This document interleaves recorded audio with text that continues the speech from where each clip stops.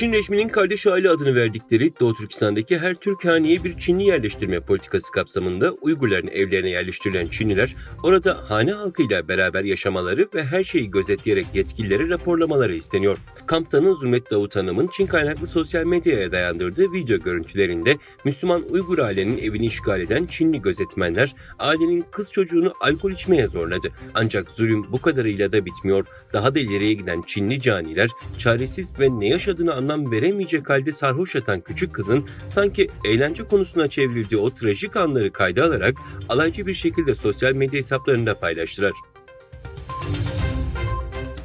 Çin'in davetlisi olarak Pakistan'dan gelen bir grup din adamı ve sivil toplum kuruluşları temsilcilerinden oluşan bir heyet bu hafta Doğu Türkistan'a gelerek ziyaretlerine başladı.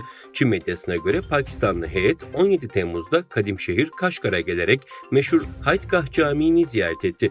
Uluslararası Doğu Türkistan STK'lar Birliği, Pakistan Müslüman Alimler Heyeti'nin utanç verici sözde Şinjiang ziyareti ve de Çin'in Doğu Türkistan'daki soykırım politikasını desteklemesiyle ilgili yazılı basın açıklamasında bulunarak şiddetle kınadığını belirtti. Kazakistan'ın en çok ticaret yaptığı ülkeler sıralamasında Rusya'nın yerini Çin aldı. İnternet sitesinin Kazakistan Ulusal İstatistik Kurumu verilerine dayandırdığı habere göre bu yılın ilk 5 ayında Kazakistan'ın Çin'le ticaret hacmi 10,7 milyar dolar, Rusya ile de 10,5 milyar dolar olarak kayıtlara geçti. Kazakistan Dışişleri Bakan Yardımcısı Astana'da düzenlenen basın toplantısında yaptığı konuşmada Rusya'dan Kazakistan'a yatırım akışının %20 azaldığını bildirdi.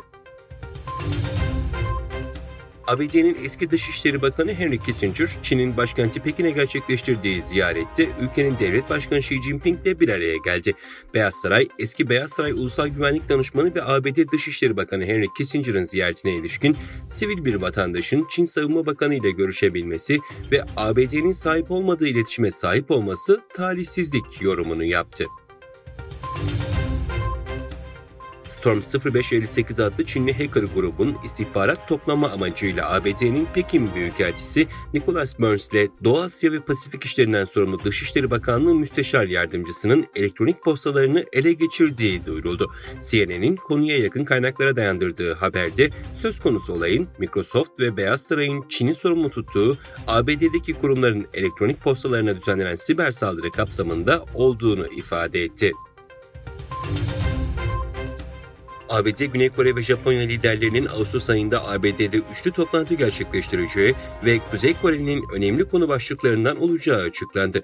Görüşmede Kuzey Kore'nin nükleer ve füze tehditlerine karşı caydırıcılığı güçlendirme yollarının üzerinde durulması bekleniyor.